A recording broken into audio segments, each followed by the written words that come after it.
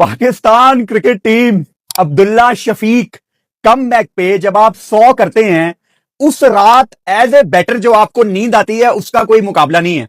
Abdullah Shafiq not out हैं 107 पे और बाबर आजम 86। जितनी तारीफ की जाए कम है।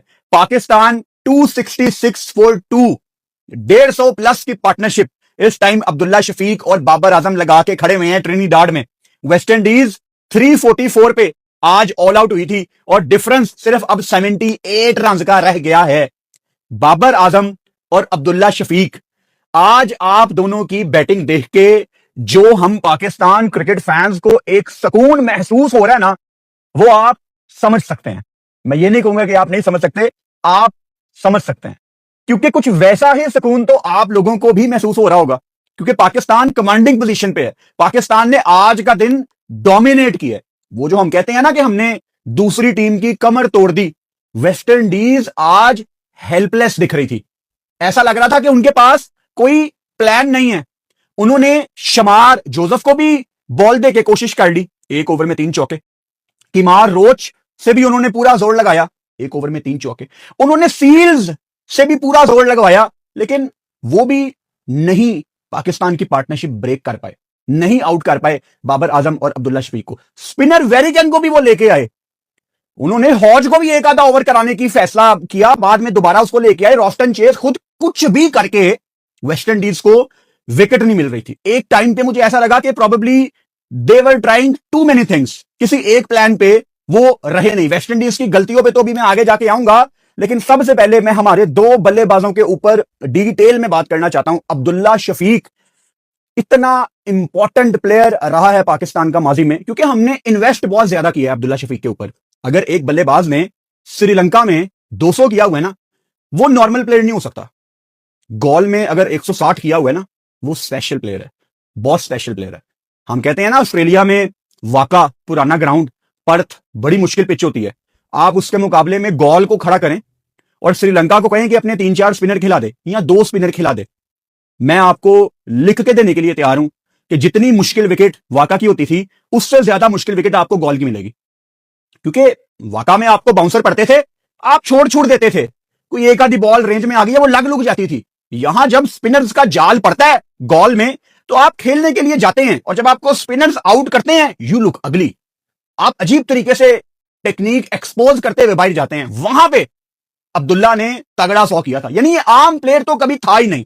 और पाकिस्तान ने बड़ी कोशिश की अब्दुल्ला शफीक को संभाल के चलाने की, क्योंकि आउट ऑफ रन्स थे और उसकी तकलीफ मुझे बहुत ज्यादा थी कि यार ये इतना खूबसूरत प्लेयर है।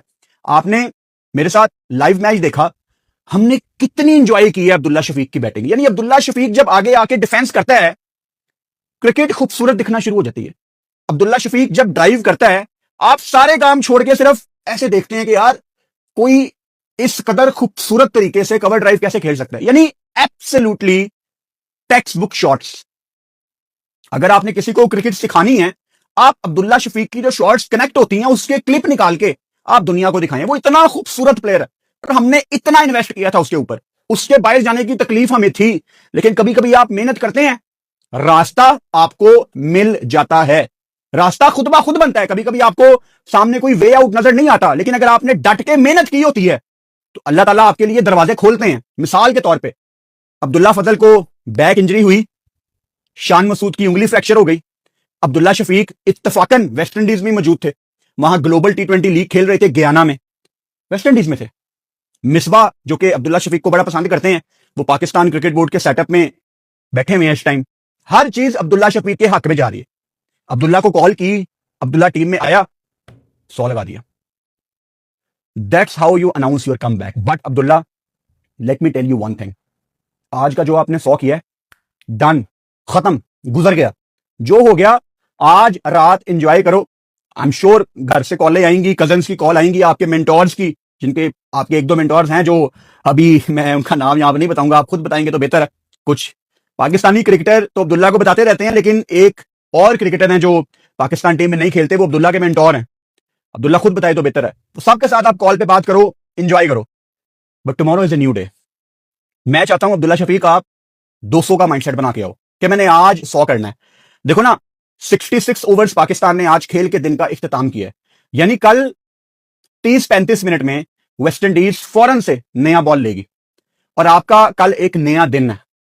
आपने जो आज 100 लगाया उसको भूल जाओ, जो हो गया वो खत्म, रात को एंजॉय करो, रिलैक्स हो जाओ, लेकिन कल एक नया दिन है। मैं चाहता हूं आप 200 का माइंडसेट बना के आओ। टेस्ट क्रिकेट में आप कर सकते हो 200, आपने किया हुआ है। सो अब्दुल्ला, किसी को जरूरत नहीं है आपको बताने की कि अब्दुल्ला तू कर सकता है 200। अब्दुल्ला कह सकता है कि मैंने तो किया हुआ है, तो आपने वही करना है जो आपने माजी में किया हुआ है। आपका 100 देख के मैं जितना खुश हूं मैं आपको बता नहीं सकता।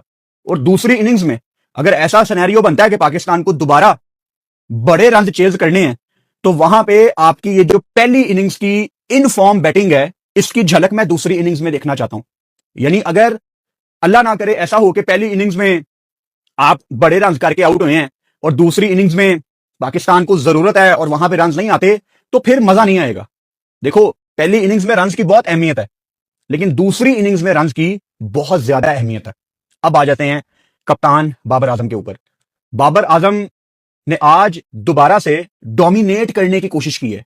ये उसी तरह की बातें मैं अभी आपके साथ कर रहा हूं जैसी बातें हमने पहली इनिंग्स में की थी पिछले टेस्ट मैच में। मसला आता है दूसरी इनिंग्स में। Same thoughts for Babar Azam. आपने 86 रन की कमाल बारी खेली है, लेकिन अगर हमें दूसरी इनिंग्स में जरूरत पड़ी, अगर वेस्ट इंडीज मिसाल के तौर पे हम यहां पे 550-600 लगा देते हैं, वेस्ट इंडीज को आते साथ ही फारिग कर देते हैं, फिर तो कहानी खत्म। लेकिन अगर हमें टारगेट दे देती है वेस्ट इंडीज, क्योंकि wicket, I can not believe आज कितना फ्लैट खेला है। I was not expecting. Even pitch report इससे बिल्कुल ऑपोजिट थी। सैमुअल बद्री ने जो पिच रिपोर्ट की थी, हमने तो ऑब्वियसली उसकी बेस पे आगे गेम को रीड करना है। उन्होंने कहा था स्पिनर्स का रोल आना ही आना है, लेकिन आज इतनी कड़क धूप लगी है कि विकेट के अंदर जो जान थी वो निकल ही गई है, जो थोड़ी बहुत सुबह नमी थी वो भी निकल गई। बहुत ही फ्लैट खेला है आज पिच। तो हो सकता है वेस्ट इंडीज ऐसे ही पाकिस्तानी मजेदार वीडियो देखने के लिए चैनल को लाइक एंड सब्सक्राइब करें। धन्यवाद। भी रन करे। तो दूसरी इनिंग्स में बहुत इंपॉर्टेंट हो जाता है आपका रन करना। And Babar Azam at the end of the day is a very very classy player. Babar Azam ने जिस तरह आज अपनी टर्न्स पे रन किए हैं, शॉर्ट बॉल आ रही है, कट लगा रहे हैं, एक ओवर में 3 चौके भी लगाए, और कवर ड्राइव तो उनकी कमाल है।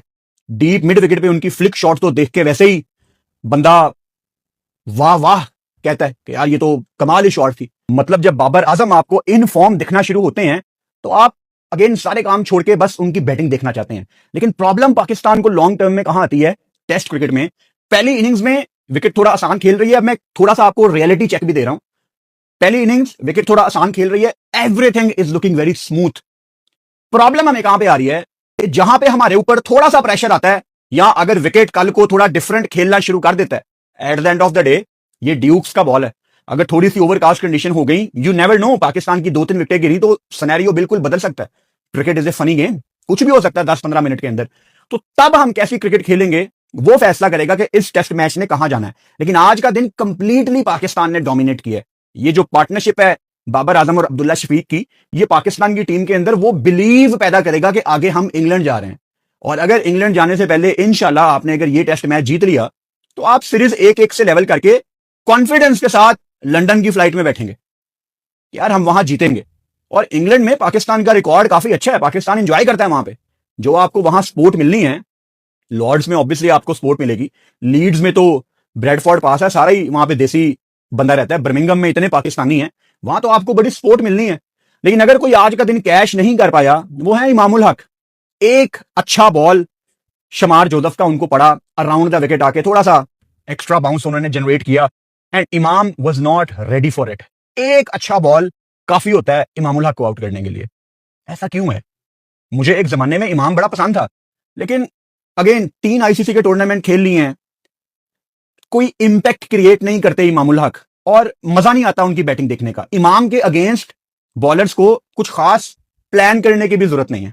वो जो होता है ना, आप पेचा लगाते हैं, जैसे अली शे होप को फंसाने की कोशिश कर रहा था चौथी 5वीं स्टंप पे, ग्रीव्स को फंसाने की कोशिश, मतलब आप पेचा देखते हैं टेस्ट क्रिकेट में। इमाम के अगेंस्ट आपको ये सब करने की जरूरत नहीं है। एक आधा अच्छा बॉल काफी होता है। मतलब इस पिच पे अगर इमाम आप रन नहीं करोगे, तो दूसरी इनिंग्स में तो वैसे ही आपकी टेस्ट क्रिकेट में 2024 के बाद 3 की एवरेज है। यस, 3 की एवरेज है। आई होप कि दूसरी इनिंग्स में आप हम सबको गलत साबित करें, क्योंकि आपका हमें गलत साबित करना बहुत इंपॉर्टेंट है, उसमें पाकिस्तान का फायदा है। अजान ओवैस 55 रन की शानदार बारी, अजान ओवैस के अंदर मुझे दो प्लेयर्स की झलक नजर आती है। मैं हमेशा बताता हूं आपको लाइव में भी, एक साइम अयूब, दूसरे समी असलम। जिस तरह अजान ओवैस आगे आके डिफेंड करते हैं बॉल को, जो उनकी पिछली टांग थोड़ी सी टिल्ट होती है, वो मुझे एग्जैक्टली समी असलम के डिफेंस की याद करवाती है, जैसे उन्होंने इंग्लैंड में टेस्ट क्रिकेट खेली थी। अजान ओवैस ने भी एक ओवर में 3 चौके लगाए और बहुत मजा आता है आपको अजान ओवैस की बैटिंग देखने का, क्योंकि उन चंद प्लेयर्स में से हैं अजान ओवैस जिनके बल्ले पे जब बॉल आता है तो वो बिल्कुल मिडल होता है। ये बड़े कम क्रिकेटर्स के पास ये चीज होती है। हाँ, मजा आता अगर अजान ओवैस 100 की तरफ जाते, लेकिन Warrican at the end of the day is a very smart spinner, उसने फंसाना था। और अगेन मैंने पिछले मैच में भी अजान ओवैस के बारे में बात करते हुए यही कहा था कि नया बच्चा है, सीखेगा। ऐसी कोई उसने गलती नहीं की, बस ठीक है डिसेंट बॉल पड़ गया, आप कोई बहुत ज्यादा उसको क्रिटिसाइज नहीं कर सकते। और इस एज में भी नहीं है अजान ओवैस के उसको बहुत ज्यादा मैं तनकीद उसके ऊपर करूं, जरूरी नहीं है बिल्कुल भी। लेकिन अजान ओवैस को मेरा पैगाम वही है जो अब्दुल्ला और बाबर के लिए है कि दूसरी इनिंग्स में अगर आपके ऊपर मैच आए तो आपने जिम्मेदारी के साथ बैटिंग करनी है, क्योंकि हम अफोर्ड नहीं कर सकते पाकिस्तान का ये टेस्ट मैच हारना।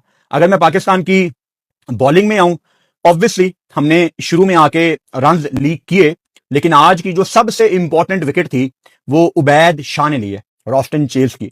उसके बाद जाके वेस्ट इंडीज का थोड़ा डोर ओपन हुआ है विकेट लेने का कि चलो यार अब इनको हम आउट करते हैं, क्योंकि जब रॉस्टन चेज किमार रोच के साथ खेल रहे थे तो वो बारी लगाने के मूड में थे। लेकिन उसके बाद आहिस्ता आहिस्ता आप उनको आउट करते गए। साजिद खान ने आज बड़ी अच्छी बॉलिंग की है और साजिद खान की 4 विकेटें बहुत इंपॉर्टेंट है, क्योंकि जल्दी जल्दी से उन्होंने इनिंग्स रैप करने की तरफ वो गए हैं। और साजिद खान ने जो 4 आउट किए हैं, उनकी 4 विकेटों में बाबाई क्रिकेट का भी बहुत बड़ा हाथ है। यहाँ पे वीडियो पॉज करके जिन लोगों को लाइव में याद है कि कैसे हमने साजिद को विकेटें दिलवाई हैं, वो कमेंट बॉक्स में लाजमी बताएं। लेकिन साजिद खान का ना मुझे एटीट्यूड बहुत ज्यादा पसंद है, जैसी मर्जी विकेट हो। हालांकि आप देखें साजिद खान ने जो विकेटें ली हैं, एक जेडन सील्स की है bowler, Kemar Roach bowler, Shamar Joseph bowler. मतलब ये वो टेल है जो आपके गले पड़ी होती है कि यार टेल आउट नहीं हो रही, टेल आउट नहीं हो रही। और आप सोचें वेस्ट इंडीज का कोई मूड नहीं था कि हम यहां पे कोई डिक्लेयर वगैरह करेंगे। 344 से उन्होंने बहुत आगे जाने का सोचा हुआ था। इसीलिए इस कॉन्टेक्स्ट में साजिद की 4 विकेटें बहुत ज्यादा इंपॉर्टेंट है।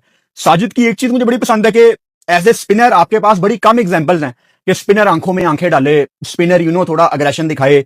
And Sajid her time turn on होता है। आप मतलब साजिद को बुलाएं, वो आंखों में आंखें डालता है, वो बैटर को चैलेंज करता है। और ये एटीट्यूड मुझे बहुत ज्यादा पसंद है। कभी कभी बल्लेबाजों का बिल्कुल भी मूड नहीं होता चार्ज करने का, लेकिन साजिद का ये राइट एटीट्यूड फोर्स करता है बल्लेबाजों को कि वो चांस लेते हैं। तो साजिद ने आज बहुत इंपॉर्टेंट रोल प्ले किया, वो टेल आउट करके, जो आपसे आउट हो नहीं रही थी पहले, जिसकी पार्टनरशिप लग रही थी। अली उस्मान ऑब्वियसली आज उनको कोई बहुत ज्यादा मौका नहीं मिला, क्योंकि नीचे साजिद ने सारी जिम्मेदारी अपनी पूरी की। आज का दिन कंप्लीटली पाकिस्तान के नाम। वेस्ट इंडीज की आप जितना उनको क्रिटिसाइज करें उतना कम है। किमार रोच, सील्स, वेरिकन, शमार जोसेफ, कप्तान चेज एंड हॉज, बहुत कुछ करने की कोशिश की वेस्ट इंडीज ने। और चलो बॉलर्स विकेटें नहीं ले रहे, जो उनकी बॉडी लैंग्वेज थी, मिसाल के तौर पे टी ब्रेक के बाद वापस आए हैं, वो पाकिस्तान वाली गलती, लॉन्ग ऑफ लॉन्ग ऑन पीछे है। और मुझे हैरानगी हो रही है कि इनके ड्रेसिंग रूम में डैरन सैमी जैसा कोच बैठा हुआ है। मतलब डैरन सैमी बहुत काबिल आदमी है, वो बहुत अग्रेसिव कप्तान था।